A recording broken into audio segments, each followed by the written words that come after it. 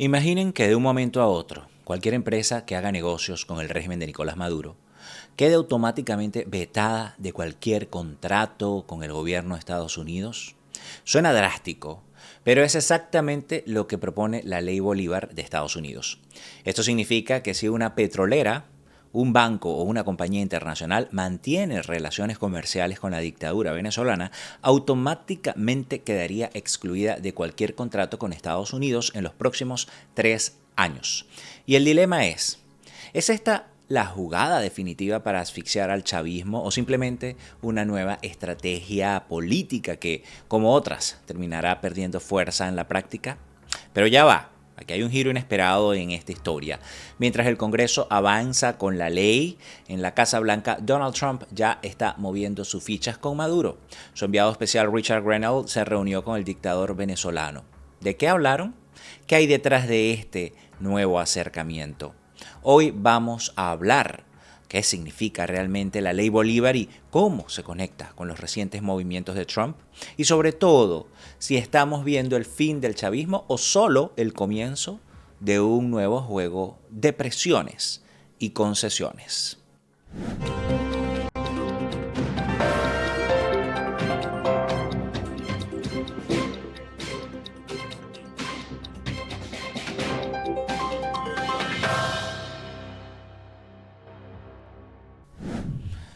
Hola, ¿qué tal amigos? Les saluda Ricardo Sánchez Silva, periodista venezolano radicado en Washington, D.C., la capital de Estados Unidos. Ricardo lo dice en redes sociales.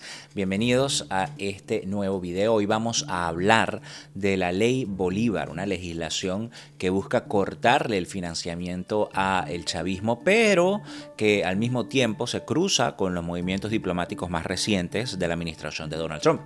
¿Es el principio del fin del régimen de Maduro o estamos viendo otro capítulo de la relación contradictoria de Estados Unidos con Venezuela?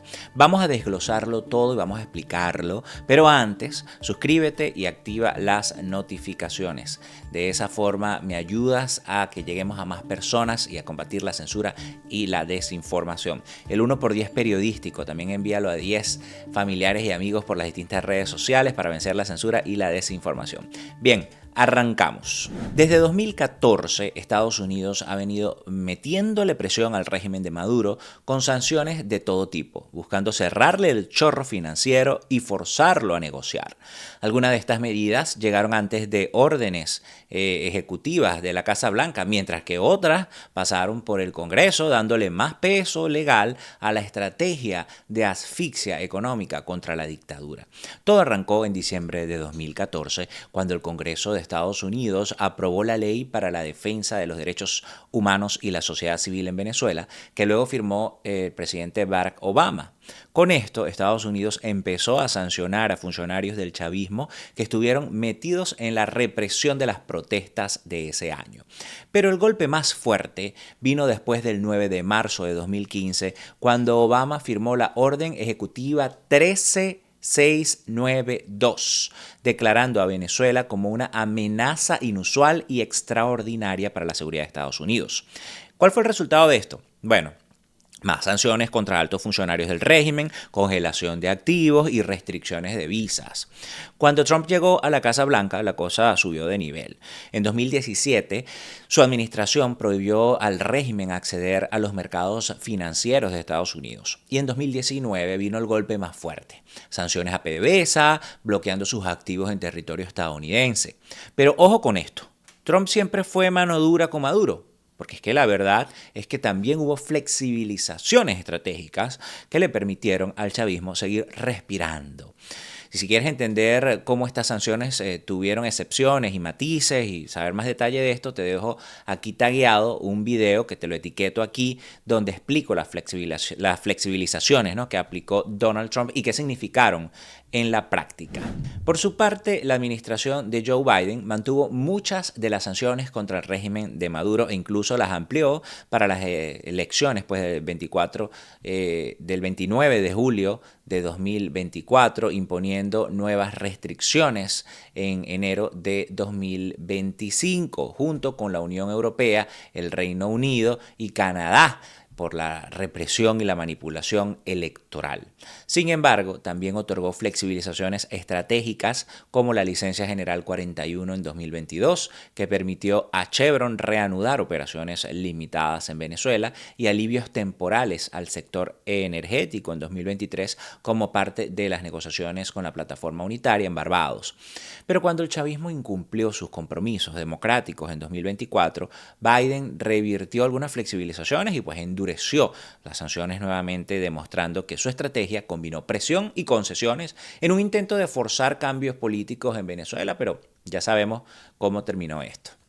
Ok, y aquí es donde entra la ley Bolívar. Y ojo, no hay que confundirla con la ley del mismo nombre que sacó la dictadura, de la cual les voy a comentar más adelante. A diferencia de todas estas sanciones que han ido y venido según la administración de turno, esta ley busca cerrar las puertas definitivamente. Es decir, no se va a tratar de una orden ejecutiva o de una decisión ejecutiva.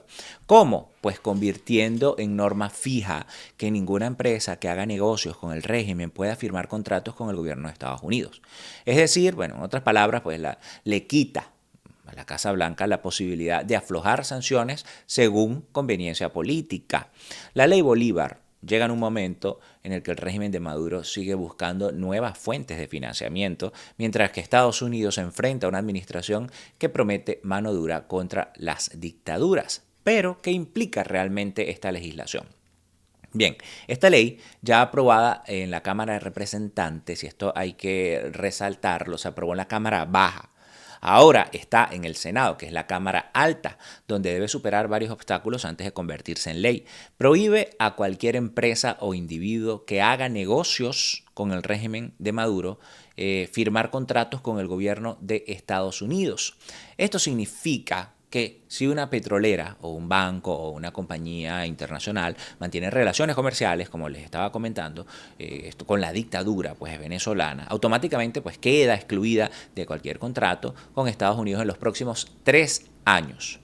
Pero ¿en qué punto exacto se encuentra esta ley y qué posibilidades reales tiene de ser aprobada? En este momento, la ley Bolívar está bajo revisión en el Comité de Relaciones Exteriores del Senado, un paso clave antes de que pueda ser sometida a votación en el Pleno del Senado. Aquí es donde están evaluando sus implicaciones económicas y diplomáticas y pues donde algunos legisladores están presionando para hacer modificaciones que podrían suavizar o endurecer su impacto. Es decir, esto es agenda política y negociación allí interna.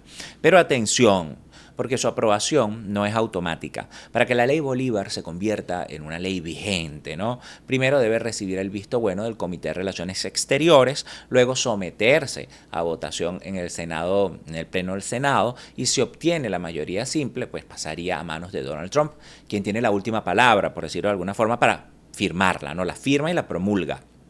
En caso de que el Senado apruebe una versión distinta a lo que votó la Cámara de Representantes, el texto deberá volver a la Cámara de Representantes para una nueva votación antes de ser enviada a la Casa Blanca, ¿no? Y aquí viene un detalle clave, y es que Trump, a pesar de su discurso contra Maduro, no ha dado señales claras sobre si respaldará la ley sin modificaciones. Aunque ha sido un fuerte crítico del chavismo, su administración ha demostrado en el pasado que puede optar por, bueno, la forma pragmática, por la pragmática estrategia de sancionar con mano y pues negociar con la otra, es decir, con una negocia y con la otra sanciona, ¿no? Vamos a ver punto por punto lo que establece esta ley y sus implicaciones. En el artículo 1, pues la ley se denomina formalmente la Ley de Prohibición de Operaciones y Arrendamientos con el Ilegítimo Régimen de Nicolás Maduro, o la Ley Bolívar por sus siglas en inglés, y su nombre ya deja claro el objetivo: prohibir operaciones comerciales con el régimen de Maduro. En el segundo artículo habla de la prohibición de contratos, y aquí está el núcleo de la ley, porque se prohíbe a cualquier agencia del gobierno de Estados Unidos firmar contratos con empresas o individuos que realicen operaciones comerciales significativas con el régimen de Maduro. La clave está en la palabra significativas, lo que deja espacio para interpretaciones sobre qué tipo de relación comercial entra en esta categoría. La ley Bolívar contempla varias excepciones que permiten ciertas operaciones comerciales bajo circunstancias específicas. Una de ellas es la ayuda humanitaria. lo que significa que los contratos relacionados con asistencia humanitaria, socorro o desastres, también evacuaciones de civiles, pues no estarán sujetos a las restricciones impuestas por esta legislación.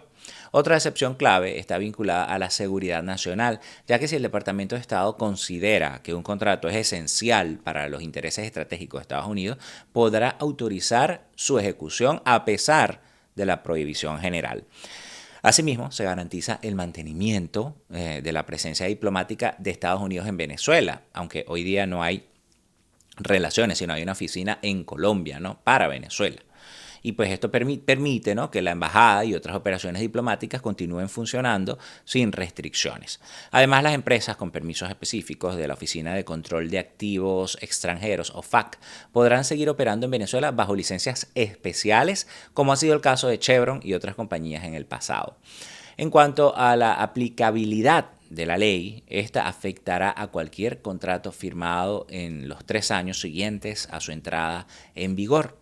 La responsabilidad de supervisar y hacer cumplir estas restricciones en el Departamento del Tesoro, mientras que el Congreso deberá ser informado sobre cada excepción otorgada bajo esta normativa, pero vamos a decir la ejecutaría el Departamento del Tesoro. Hasta este punto queda claro que la ley Bolívar busca cerrar los canales de financiamientos que el régimen de Maduro aún mantiene con ciertos actores internacionales. Sin embargo, el alcance real de esta prohibición dependerá de cómo se apliquen las excepciones y qué tan rigurosamente el Departamento del Tesoro haga cumplir estas restricciones, es decir, el ejecutor, ¿no?, el brazo ejecutor. Aunque la legislación parece diseñada para endurecer la presión sobre el chavismo, su efectividad dependerá de si realmente logra cortar los vínculos comerciales o si las lagunas dentro de la misma permitirán que algunas empresas continúen operando bajo licencias especiales. Entonces, ¿estamos realmente ante una sanción impenetrable que pondrá contra las cuerdas al régimen de Maduro, o hay suficientes excepciones para que el chavismo siga encontrando vías para evadir la presión? Eso es lo que uno se pregunta, porque aquí es donde viene un detalle clave. Las excepciones pueden convertirse en, vamos a decir, el verdadero talón de Aquiles de esta ley. ¿Y por qué lo digo? Porque ¿qué tan efectivas serán estas restricciones si ciertas empresas, por ejemplo, y contratos pueden seguir operando bajo justificaciones específicas? ¿Cuáles van a ser los parámetros, ¿no?, de esas justificaciones? Y más importante aún, ¿qué papel jugará la administración de Trump en la aplicación o flexibilización de estas medidas? Bien, vamos a verlo. Esto nos lleva a una pregunta clave. ¿Es esta ley realmente un factor que dificultará el acceso de Maduro a recursos, o existen vacíos legales que permitirán que algunos actores sigan operando sin restricciones? Sin restricciones realmente reales. Y ojo, porque una de las excepciones que contempla la ley Bolívar es la asistencia humanitaria y la seguridad nacional de Estados Unidos.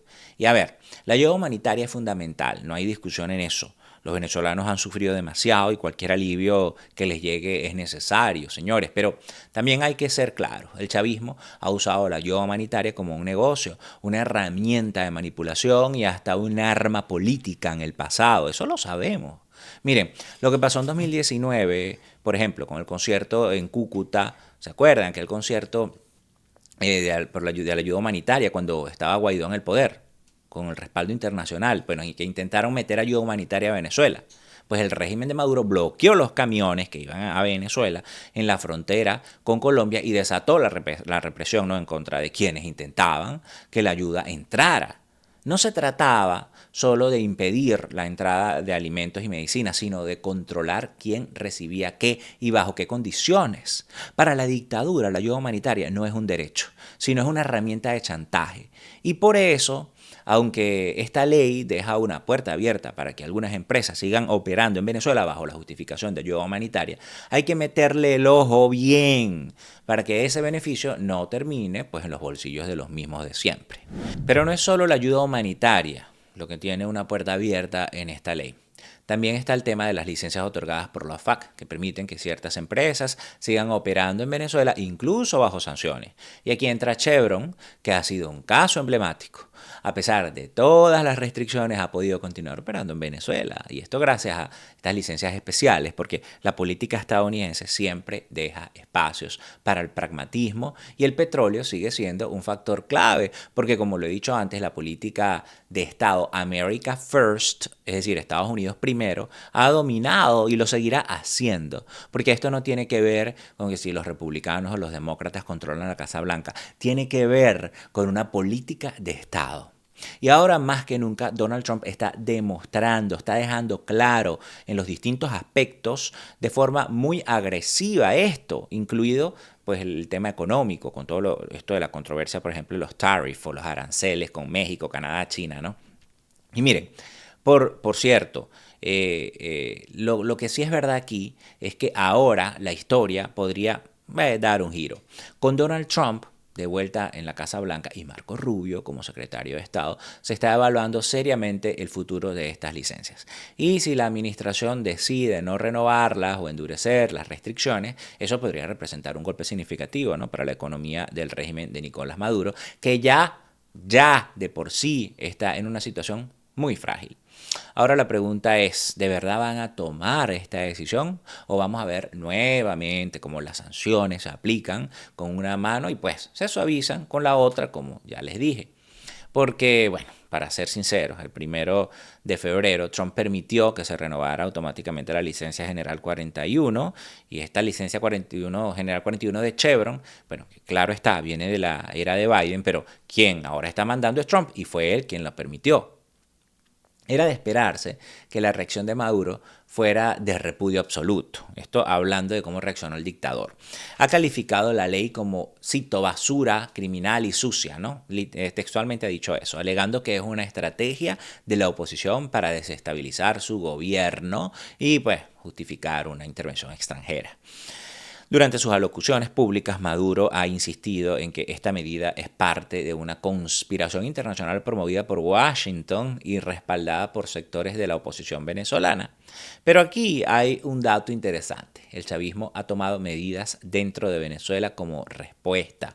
La Asamblea Nacional, controlada por el oficialismo, aprobó una ley denominada la Ley Orgánica Simón Bolívar contra el bloqueo imperialista y por la defensa de Venezuela, una normativa que impone penas de hasta 30 años de prisión a quienes soliciten, promuevan o apoyen sanciones internacionales contra el régimen, es decir, usó el mismo nombre. Esta ley, aprobada en noviembre de 2024, también contempla la inhabilitación política por 60 años y la confiscación de bienes de quienes sean considerados responsables de favorecer medidas coercitivas extranjeras contra Venezuela, es decir, a total discreción del régimen hacer lo que le da la gana en estos casos, ¿no? Más allá del discurso de la dictadura que justifica esta ley como una supuesta defensa de la soberanía nacional, en la práctica se ha convertido pues en una herramienta de represión contra la disidencia política. La ambigüedad del texto legal deja abierta la posibilidad de que cualquier persona, ¿no?, que critique la política económica del régimen exija transparencia en el uso de recursos públicos o que mantenga contacto con actores internacionales, pues, sea acusada de traición a la patria.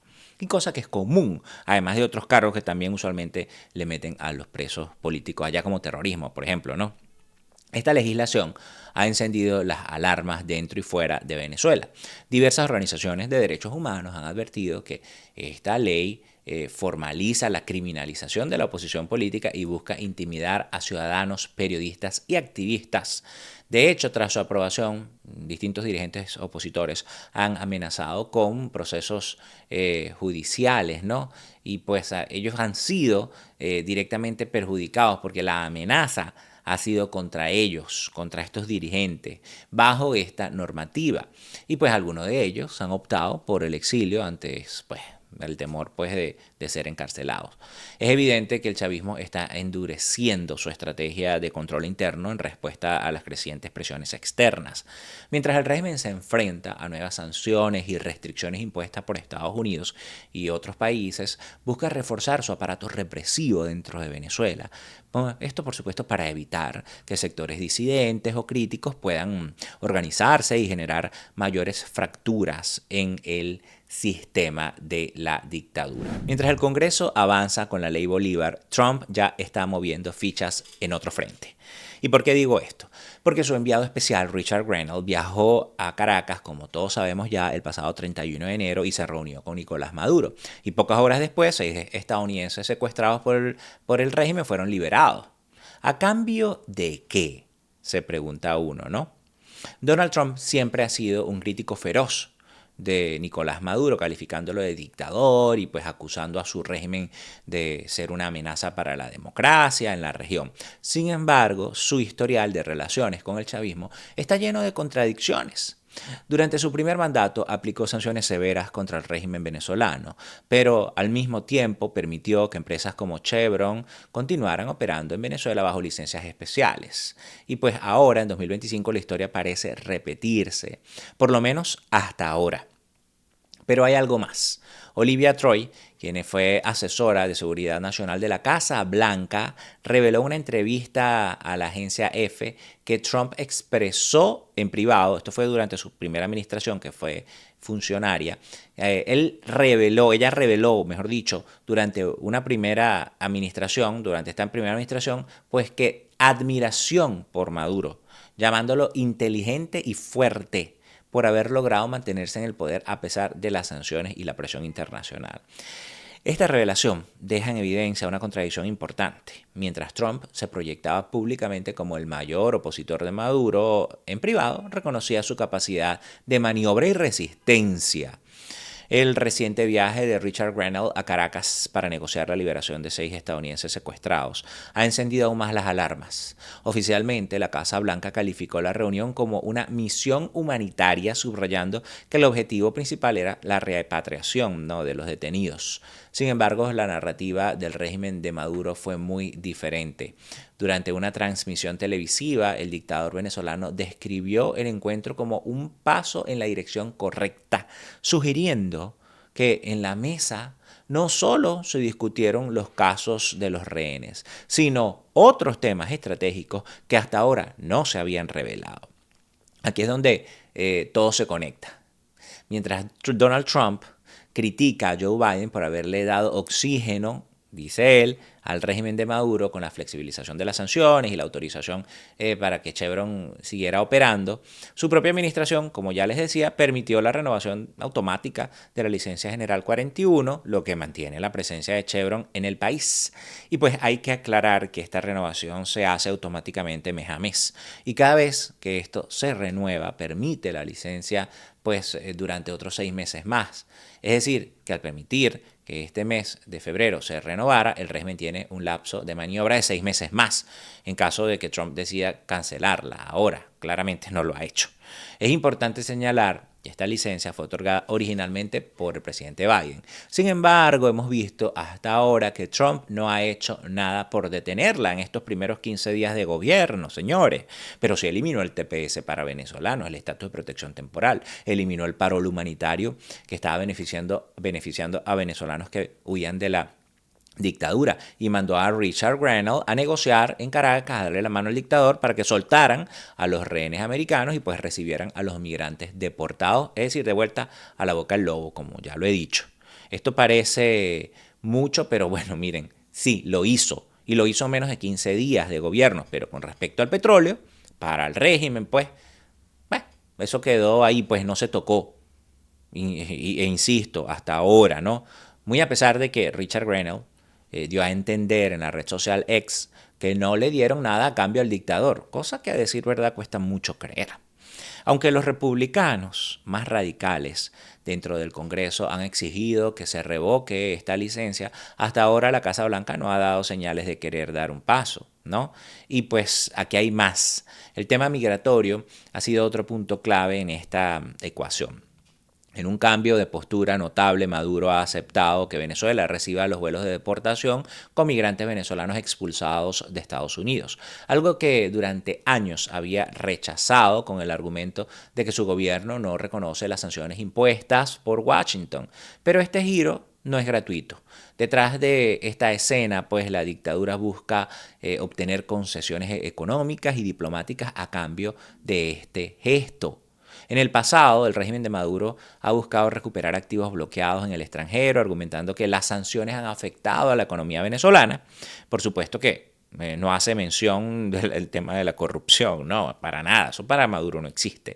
Sin embargo, hasta el momento no hay confirmación de que este haya sido un punto específico de negociación en el reciente encuentro entre Richard Grenell y Nicolás Maduro. Y con respecto a los migrantes que se devuelven a Venezuela, a la boca del lobo. Esto hay que decirlo con mucha responsabilidad y por la calle del medio. El presidente Biden también empezó vuelos de deportación, pero fueron unos pocos vuelos.